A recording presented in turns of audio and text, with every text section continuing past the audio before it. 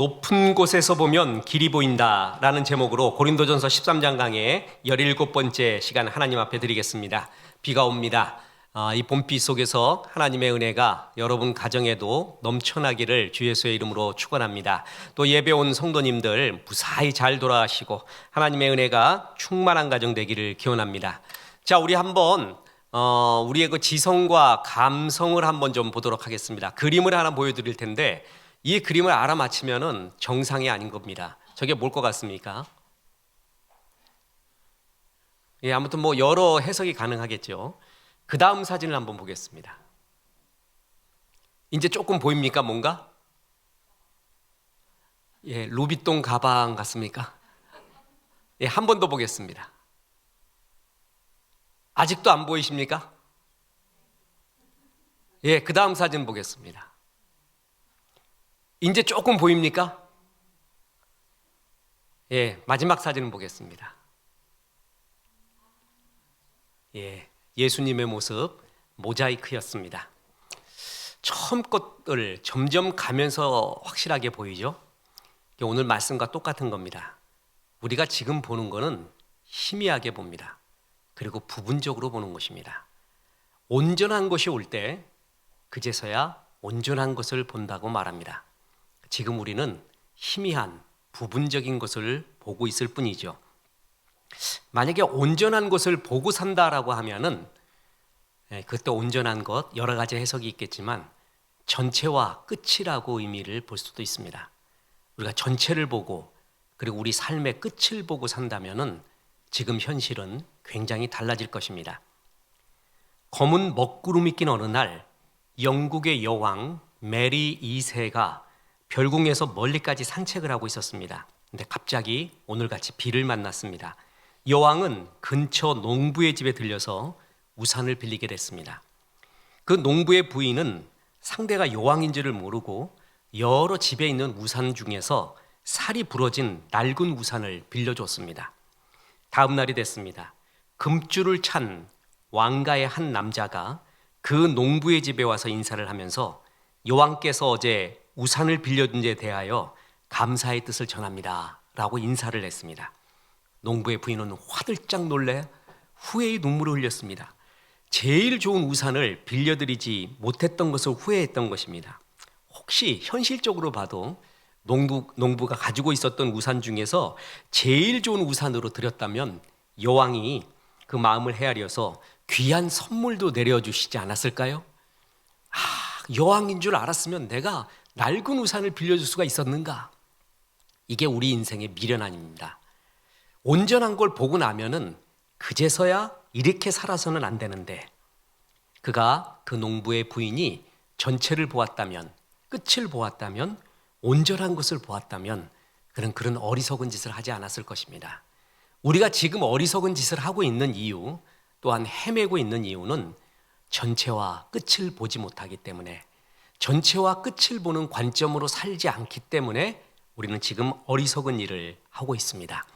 오늘 본문은 두 가지의 교훈을 줍니다. 첫째, 지금 세상은 부분적인 것이다 라는 것입니다. 그리고 우리 또한 부분적인 것을 봅니다. 다시 본문 보겠습니다. 고린도전서 13장 9절에 우리는 부분적으로 알고 부분적으로 예언하니 온전한 것이 올 때는 부분적으로 하던 것이 패하리라. 자, 우리는 지금 알고 예언하고 은사 받은 것도 전부 뭐라고요? 부분이라는 것입니다. 자기가 받은 것을 전부인 양, 내가 전체를 본 양 이야기한다면 그것처럼 교만한 것은 없습니다. 우리는 지극히 일부의 부분만 보았을 뿐입니다. 내가 어렸을 때에는 말하는 것이 어린아이와 같고 깨닫는 것이 어린아이와 같고 생각하는 것이 어린아이와 같다다 장성한 사람이 되어서는 어린아이의 일을 버렸노라. 지금 우리가 보는 것도 어린아이의 일 같은 것입니다. 우리가 지금은 거울로 보는 것 같이 희미하나 그때는 얼굴과 얼굴을 대하여 볼 것이요 지금 내가 부분적으로 아나 그때는 주께서 나를 아신 것 같이 내가 온전히 알리라. 자, 여기서 계속 강조되는 게 뭐죠? 부분적으로 안다, 부분적으로 본다. 다 보는 게 아니다라는 것입니다. 이 얘기는 이 땅에서 우리가 누리고 있는 최대치의 행복도 결국은 부분적으로 하는 거, 어린아이와 같은 것, 거울로 보는 것 같이 희미한 것, 불완전한 행복이라는 것입니다. 특히 이 땅에서의 행복, 세상의 행복은 항상 그림자가 있죠. 그림자. 다 좋은 것 같지만 반드시 세상의 행복에는 그림자가 섞여 있습니다. 진짜 행복, 온전한 행복은 하나님께 있습니다. 하나님은 회전하는 그림자도 없다고 했습니다. 그 말의 뜻이 굉장히 깊습니다. 그림자 없는 하나님의 평강, 하나님의 은혜. 그런데 이 세상은 부분적인 것입니다. 또한 기독교인에게 있어서 가장 행복한 완벽한 행복은 하나님의 본질을 직접 목격하는 것이죠. 그런데 우리도 여기서 하나님의 것을 많이 체험을 하지만 그 또한 부분적인 것이라는 겁니다. 토마스 아퀴나스, 신학대전을 완성하지 못하고 죽었습니다. 그 신학대전은 우리나라 말로 전체 원본이 번역되지 않았습니다. 그것을 전공한 교수님이 있는데 아직 못했대요. 그 정도로 방대합니다. 정말 대작 중에 대작입니다. 그가 신학대전을 완성하지 못했던 이유는 오늘날 예배, 우리의 말로 하면 예배, 미사 드릴 때 하나님을 체험을 하게 됩니다. 그 다음부터 자기가 쓰는 글이 해왔던 일이 지푸라기 같다라고 해서 절필을 하게 됩니다.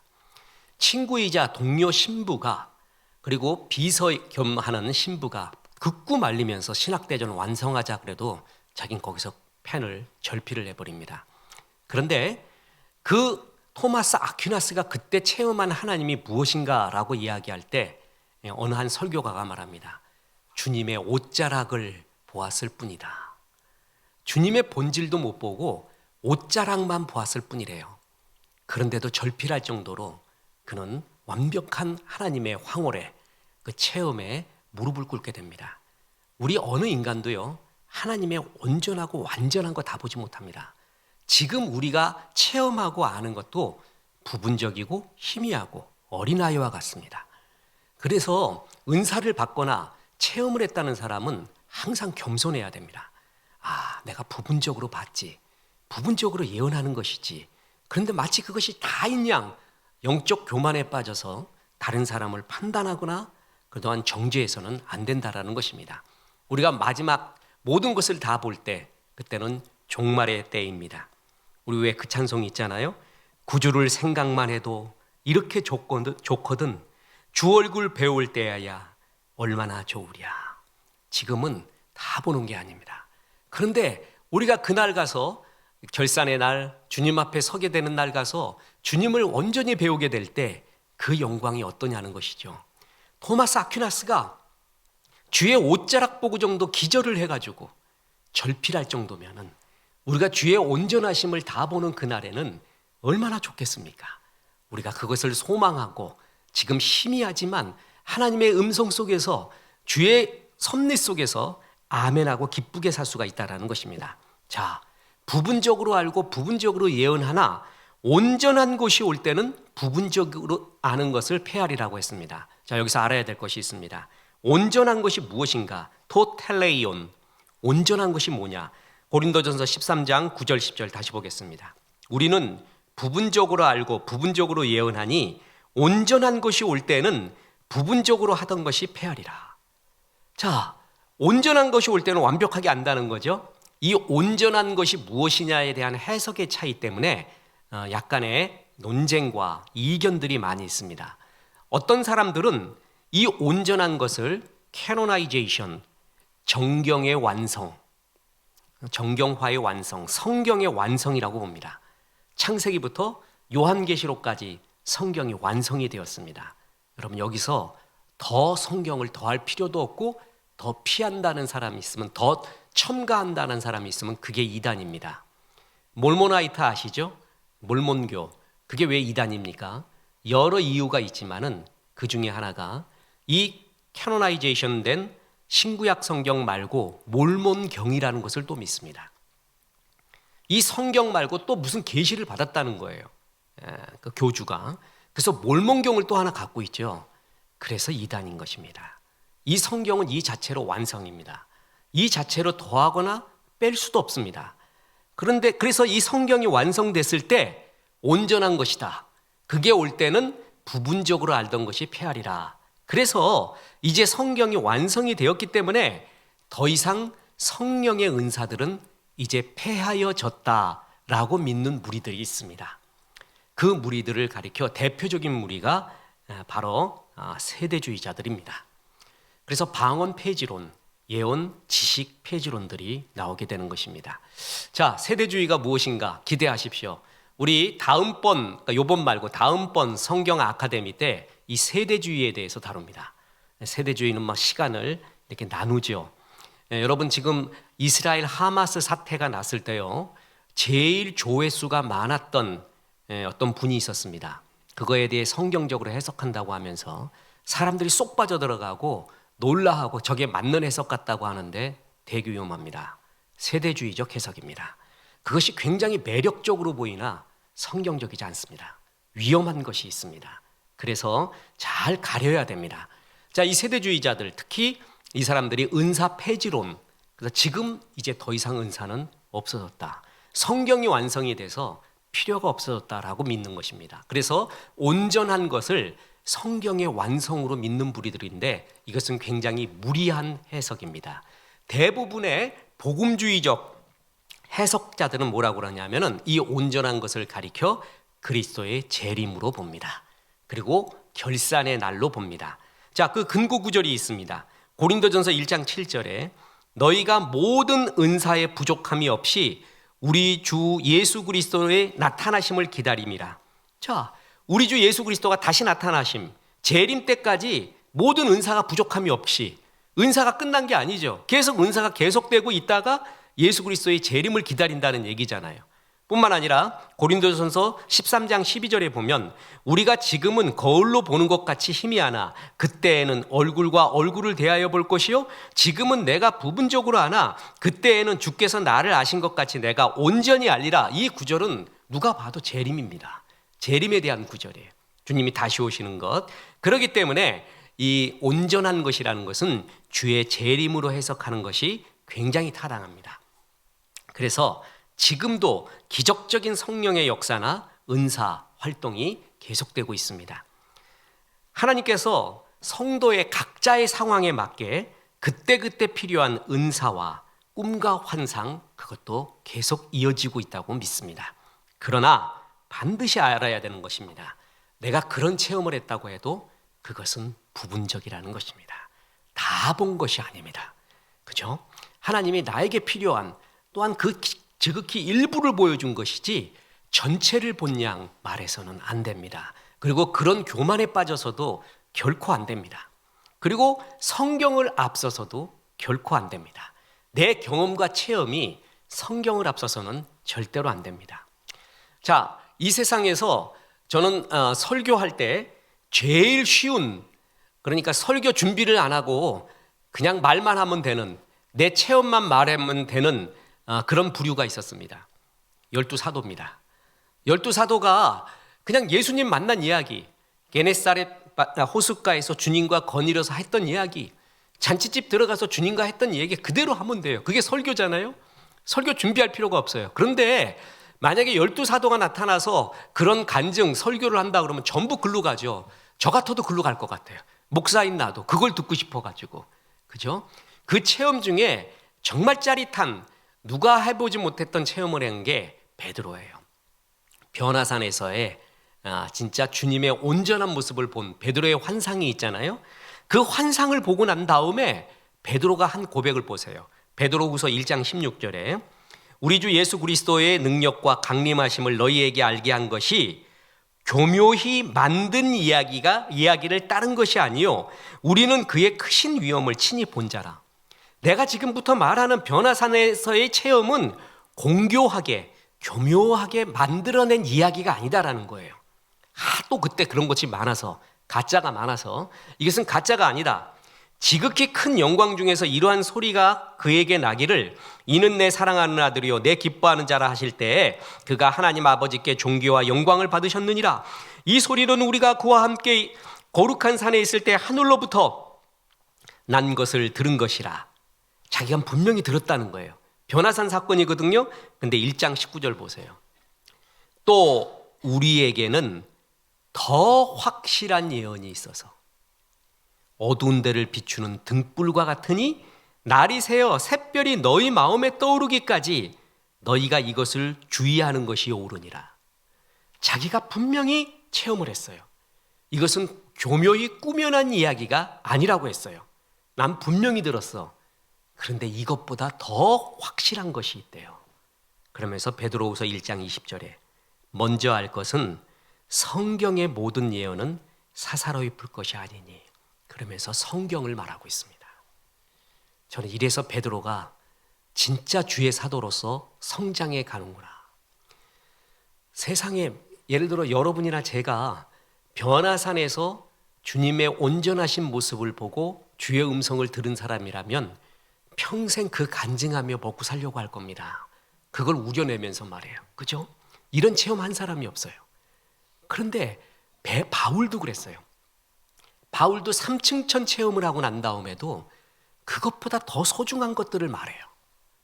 베드로도 지금 변화산에 그 체험을 한 다음에도 더 소중한 것을 말하는데 그게 바로 성경이라는 것입니다. 내가 들은 것보다 더 확실한 것이 있다. 더 확실한 예언이 있다. 더 확실하게 말해주는 것이 있다. 그게 성경이라는 것입니다. 이만큼 성경은 정말 하나님께서 우리에게 주신 모든 신앙의 잣대가 돼야 됩니다. 성경 제쳐놓고 내 체험과 은사, 내가 본 것에 치우치면 정말 위험한 신앙이 됩니다. 그리고 그것은 까딱 잘못하면 마귀의 속임수에 넘어가기도 합니다. 여러분, 그래서 우리는 지금 부분적으로 아는 겁니다.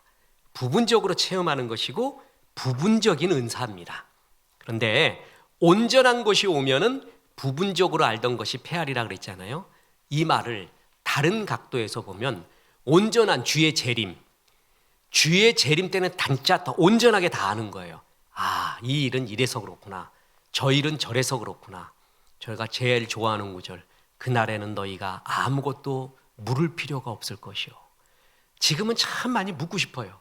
근데 그날에 하나님의 영광을 보고 난 다음엔 내가 그토록 묻고 싶었던 것이 물을 필요도 없습니다. 아무 의미가 없어요. 지금 제일 묻고 싶은 게 우리 성도들은 신정론, theodicy, 이 악이 왜 이 세상에 존재하는가? 부당한 고난이 왜 존재하는가? 나에게 임한 부당한 듯한 고난은 무슨 의미인가? 이거 정말 묻고 싶거든요. 이걸 답을 알고 싶어요. 그게 욥의 이야기입니다. 근데 그날에는 물을 필요도 없대요. 그 답을 찾을 필요도 없대요. 그날은 분명히 온전하게 알게 됩니다. 그럼 이것을 유추해서 이렇게 이야기할 수 있습니다.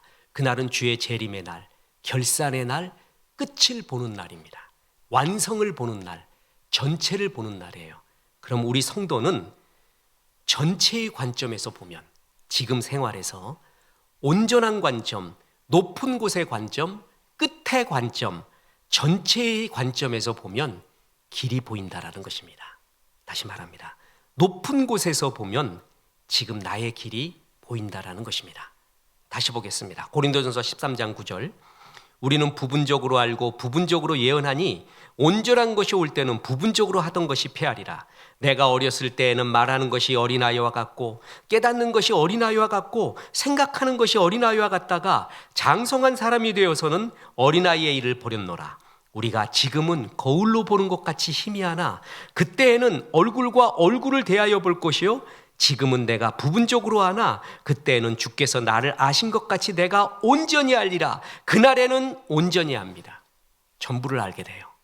자, 이것을 지금 희미하게나마 비슷하게 아는 방법이 있습니다. 뭐냐면 높은 곳, 전체, 끝의 관점에서 지금을 바라보라는 것입니다. 아, 지금 내 삶의 끝이 뭐지?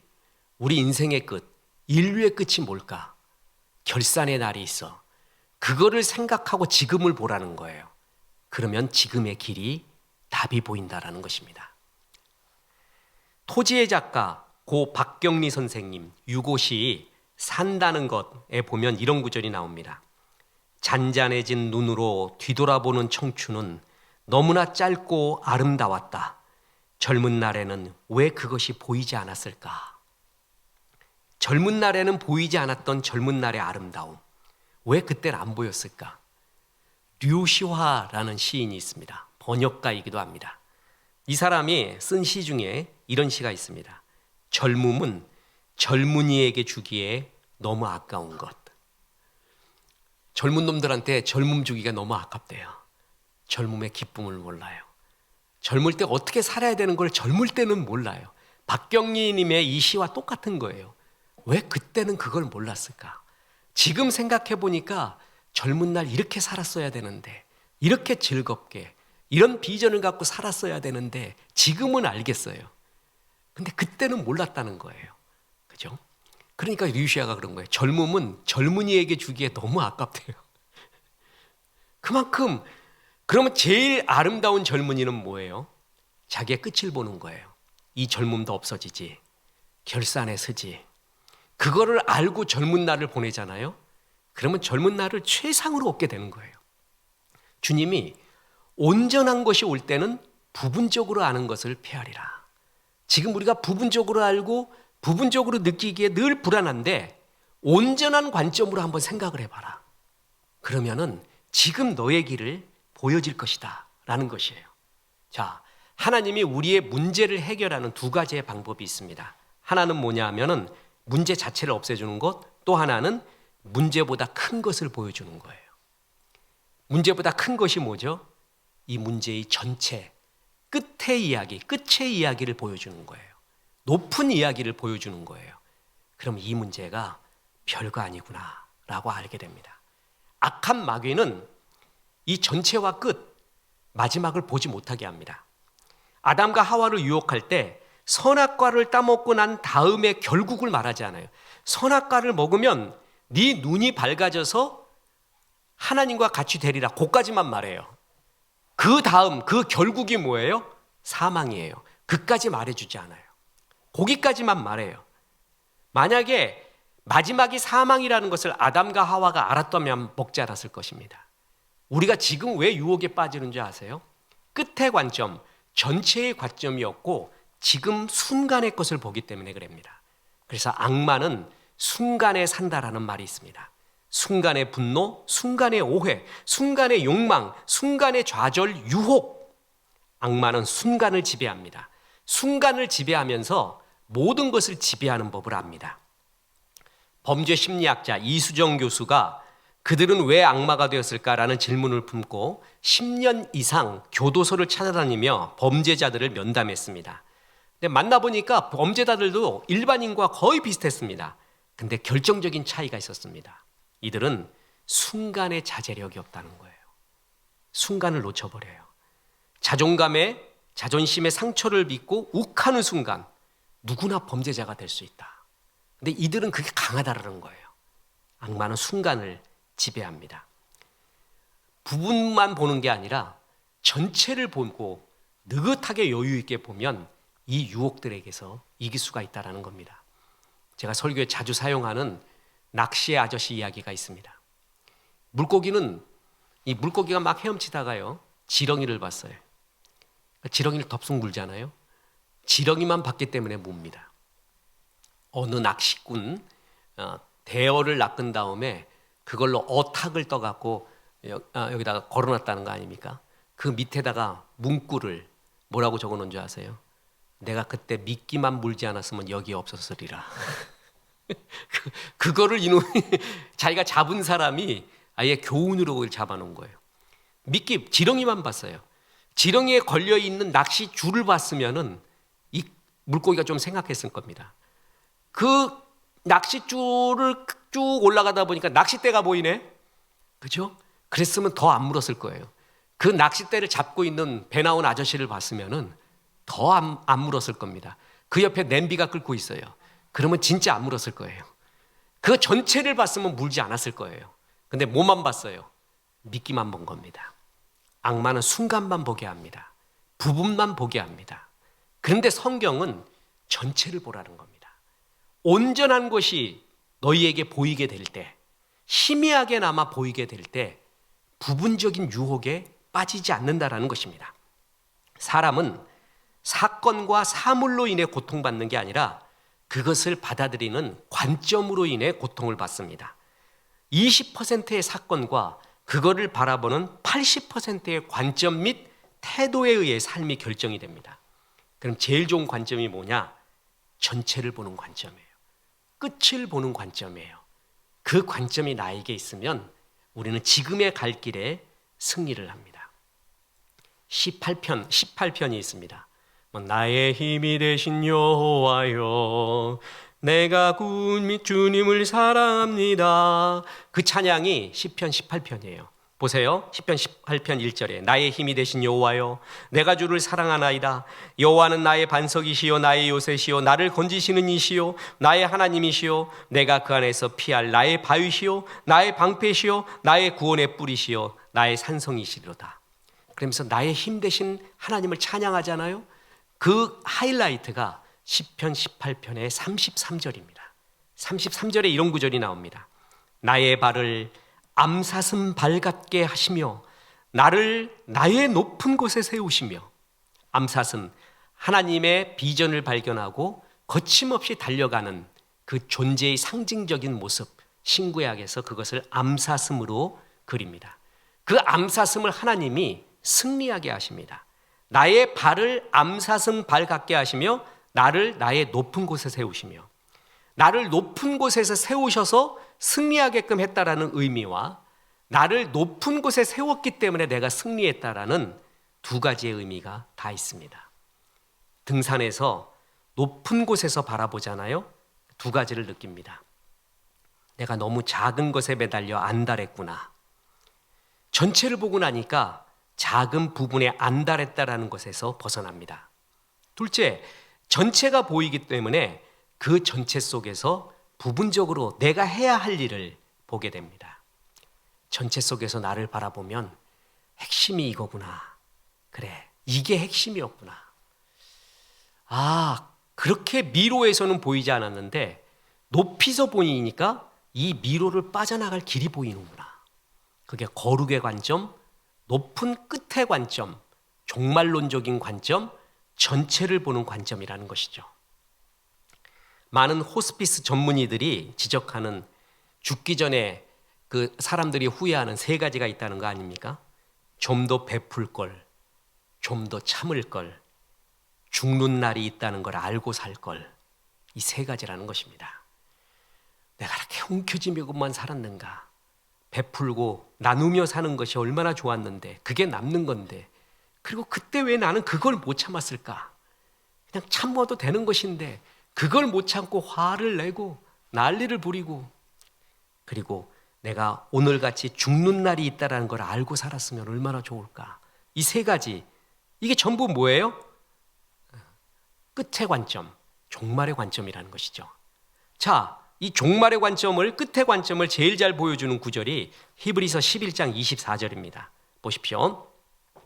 믿음으로 모세는 장성하여 바로의 공주의 아들이라 칭함을 받기를 거절하고 도리어 하나님의 백성과 함께 고난받기를 잠시 죄악의 낙을 누리는 것보다 더 좋아하고 그리스도를 위하여 받는 수모를 애굽의 모든 보화보다 더 큰 재물로 여겼으니. 왜 그랬다는 거예요? 자, 다시 보세요. 모세는 바로의 공주의 아들이라 칭함을 받기를 거절합니다. 도리어 하나님의 백성과 함께 고난받기를 더 좋아합니다. 그리스도를 위하여 받는 수모를 애굽의 모든 보화보다 더 큰 재물로 여깁니다. 어떻게 이 바보 같은 일이 나왔습니까? 그의 관점 때문에 그렇습니다. 그의 믿음 때문에 그러는데 어떤 믿음이에요? 이는 상주심을 바라봅니다. 상주심, 하나님의 상주심, 이게 뭐냐면 하나님의 결산이라는 것입니다. 하나님의 결산을 바라봄, 끝을 바라봄, 전체를 바라보는 거예요. 이렇게 생각을 합니다. 제가 어디 가서 집회를 하거나 또 세미나를 하거나 아주 좋습니다. 그래서 거기에 은혜를 끼치는 것도 좋고 또한 현실적인 이득을 얻는 것도 참 좋습니다. 그런데 진짜 최선을 다해서 온몸에 진액이 다 빠져나가도록 최선을 다해 세미나를 해요. 그리고 은혜를 끼치기 위해서요. 아무런 보상도 없이 그냥 주께서 여기서 하라고 했기 때문에, 주님이 정말 이것은 소중한 일이라고 했기 때문에 그 일을 최선을 다해서 해요.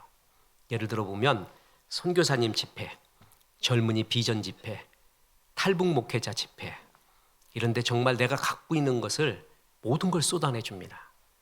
아무 보상도 없습니다. 오히려 내가 헌금을 합니다. 내가 선물을 줍니다. 그런데 이것이 나중에 하나님 앞에서 할 말이 있는 겁니다. 이것이 남아있는 거예요. 그렇죠? 이것이 할 말이 있어요. 내 인생에 이렇게 할 말이 없는 인생, 전부 하나님 앞에서 정말 하나님이 순수하게 기뻐했던 일이 뭔가, 거기에 하나님 앞에 내세울 곳이 없는 인생, 그게 제일 불쌍한 것입니다. 제가 목회 처음 때 저는 교수를 하려고 했었잖아요. 구약학 교수. 그러다 목회의 자리로 주께서 인도해서 목회가 뭔가 정말 알고 싶었습니다. 목회가 뭔가, 전 지금도 묻고 있습니다. 목회가 뭔가, 선한 목자는 무엇인가, 지금도 묻고 있습니다. 초창기에 처치 그로스, 교회 성장 세미나를 좀 많이 다녔습니다. 지난번에도 간증을 했는데, 그때 한 목사님이 나와서, 이제 다 개척교회 목사님들, 목회 초년생들이 모여 있으니까 거기 기라성 같은 목사들이 있었습니다. 아마 그렇게 다시 모이기는, 이미 막 소천하신 분들 많아서 다시는 안 되죠.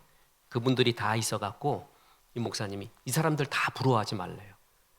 이 사람 설교 잘한다, 이 사람 제자 훈련 잘한다, 이 사람 문화사역 잘한다, 다 부러워하지 말래요. 저는 여러분이 부럽대요. 그러면서 하는 말이, 우리들은 세상에서 칭찬을 너무 많이 받았대요. 박수를 너무 많이 받았대요. 자기가 아프다 그러니까 성도님이 약을 보내야 하는데 반 트럭을 보내요. 그래서 이게 목사네. 자기는 목사래요. 자기는 정말 하나님 앞에, 여기 있는 사람들, 여기 이제 앉아있는 유명한 목사, 자기를 비롯해서 하나님 앞에 상급이 하나도 없대요. 근데 개척교회 목사님, 무명의 목사님, 당신들은 정말 부럽대요. 당신들은 정말 하나님 앞에 상급이 많은 사람들이래요. 이름 없이 빚도 없이. 하나님이 정말 좋아하는 건 무명의 용사거든요. 그 엘리야는 혼자 이름이라도 날렸지, 엘리야가 나 혼자뿐이 없습니다. 그러니까 하나님이 뭐라 그래요? 웃기지 마라. 이름 없는 선지자, 너와 같은 선지자가 7천이나 있다는 거 아니에요. 이름 없이 그 자리에서 기도하면서 준비하고 있는 사람 7천이 있는데 왜 너 혼자밖에 없다고? 진짜 유아독존에 빠진 사람이라는 거죠. 그들은 이름도 없이 무명으로 버텨요. 무명으로 버티는 능력이 어느 정도인지 아십니까? 최고예요, 최고. 근데 그들에게 주어지는 게 있습니다. 그게 뭐죠? 하나님의 상급이라는 것이죠. 그래서 정말 그게 부럽대요, 자기는. 그래서 우리에게 이 유명한 당신들의 목사들에게 남은 것은 은퇴하고 이름도 없고 빚도 없는 선교지에 가서 죽는 거래요. 아무도 모르게 죽어버리는 거래요. 순교. 그분 아직 가지는 않으셨습니다. 아직. 이제 언제 가시는지는 내가 모르겠습니다. 근데 그 말이 진심으로 느껴졌어요. 뭐냐면, 내가 하나님 앞에서 순수하게 내세울, 드려질 게 뭐 있는가. 지금 모세가 뭐라고 말한 거예요? 이 모든 것보다 하나님의 상주심, 하나님의 결산, 하나님의 끝 전체를 본 거죠. 이게 종말론적 시각입니다. 종말론이라고 하면 지구 종말, 말세, 그래서 신소복이 있고 어디 동굴 들어가서 그게 몇 월 며칠이며 이런 거 계산하는 줄 아는데 그것이 아닙니다. 성경적 종말론은 뭐냐면은 지금의 시각에서만 판단하지 말고 마지막 하나님 앞에 섰을 때의 시각으로 지금을 바라보는 것, 끝을 바라보는 지금의 시각. 지금 이 행동은 하나님이 나중에 어떻게 생각할까? 그게 종말론적 시각이에요. 그래서 그런 시각으로 보면 부분적으로 알던 것들이 점점 전체를 보는, 끝을 보는 시각으로 변하면 지금의 나의 택할 길이 보인다는 거예요. 역사가들이 이렇게 말합니다. 역사 앞에 서라. 그게 뭐냐 하면, 지금 너의 그 행동이 나중에 역사가들이 어떻게 판단할 줄 아느냐. 지금 네가 영화로울지 몰라도 역사가들이 어떻게 판단할지 네가 아느냐라는 것이에요. 그 시각으로 보라는 것이죠. 마찬가지입니다. 이것은 성경적으로 종말론적 시각으로 보라. 그런 것은 네가 하나님 앞에 섰을 때 어떻게 너희가 보이겠느냐, 그 시각으로 지금을 보라는 것입니다. 그래서 이것이 바로 온전한 것을 알 때, 전체를 알 때, 끝을 알 때 지금 달려갈 길을 볼 수가 있다는 것입니다. 저는 다시 한번 스포츠 중계하는 이 중계소에 이런 제안, 또한 이런 아이디어를 하나 주고 싶은데, 여러분 이런 아이디어가 우스운 게 아닙니다. 제가 이제 방송국 알바를 할 때도 아이디어 몇 개 준 게 성공을 해가지고 이렇게 히트친 것도 많습니다. 근데 특히 똑같은 곡을 여러 사람이 한번 불러달라. 똑같은 곡을 여러 사람이 소화하면은 정말 그거 히트칠 겁니다. 유명한 곡들을. 그런 것까지 내가 5년 전인가 말했잖아요. 지금도 굉장히 좋은 방송의 아이디어가 하나 있다고 저는 봅니다. 축구나 야구 중계를 할 때요, 버튼 하나를 눌러서 그 장치를 하기가 어려운가 쉬운가는 모르겠어요. 그걸 딱 누르면은 화면이 두 개가 나오는 거예요. 두 개. 하나는 작은 화면이 뜨고 하나는 지금 메인 방송이 나오고, 그 작은 화면에는 뭐냐 하면 전체를 보여주는 거예요. 전체. 그러니까 공격하면 공격하는 것만 보여줘요. 우리는 그것만 따라가요. 그렇게만 보잖아요. 근데 한 화면에 보면 이쪽에서 기습 공격을 하고 있는데 이쪽 골키퍼는 뭐 하고 있으며 이쪽 풀백은 뭐 하고 있으며 이쪽 윙은 뭐 하고 있는가 전체를 보잖아요. 그러면 그게 경기장에 갔을 때 진짜 다이나믹한 재미입니다. 이 전체를 보니까 야, 공이 저렇게 가고 있고 저렇게 따라가고 있고 그때 골키퍼는 뭐 하고 있구나. 이쪽 골키퍼는 뭐 하고 있구나. 이쪽 골키퍼는 어떻게 준비하고 있구나. 이런 게 다 보여요. 그렇게 봐야지 진짜 전체를 보는 것 같아요. 근데 우리는 볼만 따라가, 볼. 안 보여주고 그것만 봐요. 그것만. 그래서 잘하는 건지 전술이 뭔지도 잘 몰라요. 4-4-2 전술이 뭐며 5-3이 아니지. 11명이니까. 5-4-2인가 뭔가. 그 전법은 뭐며 그때 이때 공격을 할 때 딴 사람들은 어디 위치에 있는구나. 이런 걸 보면 더 재밌지 않을까요? 이런 걸 누가 하면은 야구도 마찬가지. 야구. 어떤 선수가 왔을 때는 외야수가 전부 이쪽으로 이동해요. 어떤 선수 나왔을 때는 이쪽으로 이동하고 어떤 선수가 왔을 때는 또 앞으로 나오고, 그런 걸 보면 더 재밌단 말이죠. 그게 뭐냐면 전체의 시각이에요. 전체의 시각에서 보면은 더 높은 것들을 볼 수가 있다라는 것입니다. 그렇습니다. 하나님께서는 우리가 지금 아는 것도 부분적인 것이고 체험하는 것도 부분적이라고 말합니다. 그래서 첫째로 뭐예요? 겸손해야 됩니다. 둘째로 우리가 온전한 것의 시각을 갖게 된다면, 지금 온전히 가질 수는 없지만 온전한 것은 그리스도의 재림, 결산, 끝이라는 것입니다. 끝의 시각, 전체의 시각, 마지막의 시각을 볼 수만 있다면은 지금 우리의 삶은 더 풍요롭고 달려갈 길이 보여진다라는 것입니다. 그게 종말론적 시각입니다. 그래서 온전한 시각으로 너희가 바라볼 때 부분적으로 아는 것을 벗어나게 되리라. 그래서 이런 하나님의 끝을 보는 시각이 우리에게 필요합니다. 구약에 이러한 시각을 얻은 한 사람의 이야기로 마칠까 합니다. 아람 왕이 자기가 했던 말이나 비밀스럽게 왕궁에서 했던 모든 이야기들을 그냥 이스라엘이 족족 알아내는 거예요. 그래갖고 어느 스파이가 있느냐 대노를 했습니다. 그랬더니 측근 신하가 말합니다. 아닙니다. 우리에게 스파이가 있는 게 아니라 엘리사라는 이스라엘의 선지자, 용한 선지자가 있어서 그치가 다 알아냅니다. 그러니까 엘리사를 잡아와라. 그래서 엘리사가 있는 성으로 밤중에 군대를 다 보내게 됩니다. 아람 군대를. 그래서 그 다음날 일어나 보니까 엘리사의 사환이 그 아람 군대를 다 보고 큰일 났다고 혼비백살 납니다. 자, 보겠습니다. 열왕기하 6장 15절입니다. 하나님의 사람의 사환이 일찍이 일어나서 나가보니 군사와 말과 병거가 성거를 에워쌌는지라. 그의 사환이 엘리사에게 말하되 내 주여 우리가 어찌하리이까 하니. 자, 지금 아람 군대가 나를 둘러싸고 있잖아요. 지금 엘리사의 사원이 본 것은 그것만 봤습니다. 그런데 엘리사가 그 사환을 위해 기도해 줍니다. 대답하되 두려워하지 말라. 우리가 함께한 자가 그들과 함께한 자보다 많으니라 하고 기도하여 이르되 여호와여 원하건대 그의 눈을 열어서 보게 하옵소서 하니, 여호와께서 그 청년의 눈을 여심해 그가 보니 불말과 불병거가 산에 가득하여 엘리사를 둘렀더라. 기도하지 않고 예배하지 않으니까 현실만 보였습니다. 우리를 둘러싸고 있는 아람 군대만 보였는데 엘리사가 기도를 해주니 그의 눈이 열립니다. 그랬더니 그 아람 군대를 둘러싸고 있는 하나님의 불말과 불병거, 아람의 군대하고는 비교할 수 없는 하나님의 군대를 보게 됩니다. 이것을 보게 될 때 얼마나 좋을까요? 얼마나 황홀할까요?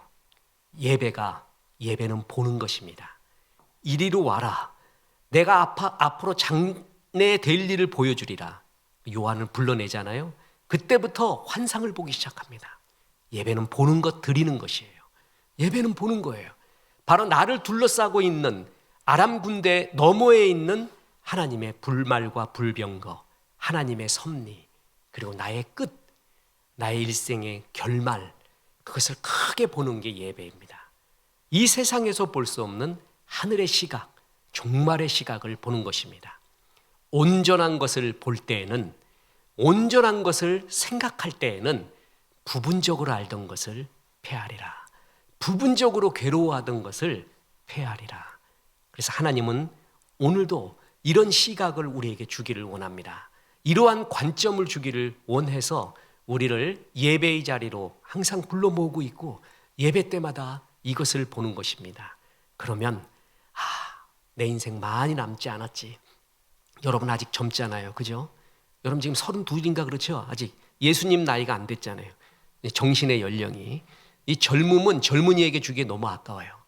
그런데 이 젊음의 때 선릉을 지나갈 때 그 꽃냄새들, 그 풀냄새, 댕댕이까지 좋아하고 사람들마다 웃고 이게 얼마나 아름다운가, 이게 얼마나 행복한 것인가, 하루하루를 감사하고 기뻐하고 또한 여기서 그치지 않고 복음 전하고 많은 사람들을 주 앞으로 인도하는데 내 물질, 열정, 마음, 재능 모든 것이 쓰이고 그러고 살면 되는 겁니다. 다른 거 다 안개 같습니다. 아무것도 아닙니다.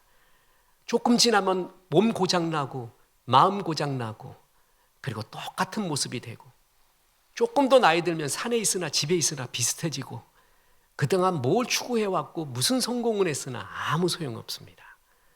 사람들이 그렇게 말합니다. 건강이 뭐니 해도 최고라고요? 맞아요. 반밖에 모르는 말입니다. 세상 사람들의 말입니다. 건강도 중요하지만 내가 하나님 앞에 마지막 날 섰을 때 할 이야기가 있는가? 내가 주 앞에 드릴 것이 있는가? 내 삶의 결산이 있을 때 수수깡이나 지푸라기 갖고 집을 지었던가? 그것을 늘 생각하며 사는 것, 그것이 정말 소중한 일입니다. 오늘도 비가 옵니다. 비 오면 비가 와서 좋습니다. 햇볕이 쬐면 햇빛이 나서 좋은 거고요. 흐린 날은 흐린 날을 해서 좋은 것입니다. 모든 날이 주의 날입니다. 모든 날을 기뻐하십시오. 그리고 모든 날을 감사하십시오. 그리고 복음 전하며 사십시오. 이것이 남는 일입니다. 내가 하나님 앞에 끝에 가서 내가 그 젊을 때 좀 더 다리가 건강할 때 좀 더 하나님 앞에 마음껏 드리며 운동도 하고 재밌고 즐겁고 기쁘게 살았을 걸. 내가 왜 고민만 하고 살았을까? 왜 쓸데없는 걸로 마음만 졸이었을까? 왜 의미 없는 것으로 내 마음을 다 거기에 썼을까? 이것처럼 후회하는 인생이 어디 있습니까? 온전한 것을 알 때, 끝을 알 때, 전체를 볼 때 부분적인 속썩임이 없어집니다. 끝을 보며 종말을 보며 하나님 앞에 오늘도 점검하고 기쁘게 사시는 귀한 주의 종 되기를 주 예수의 이름으로 축원합니다. 기도하겠습니다. 하나님, 오늘 말씀을 통하여서 온전한 주님이 다시 오실 때 부분적으로 알던 것을 폐한다는 주의 말씀에 아멘합니다. 우리가 지금 전체를 보지 못하지만 하나님, 우리에게 삶의 결산을 볼 수 있는 눈을 허락하여 주시고 그리하여 한 번밖에 없는 인생 하나님 앞에 아름답게 드리고 이웃을 사랑하며 주님 주신 것을 감사하고 기뻐하며 살 수 있도록 도와주옵소서. 예수님의 이름으로 기도했습니다. 아멘.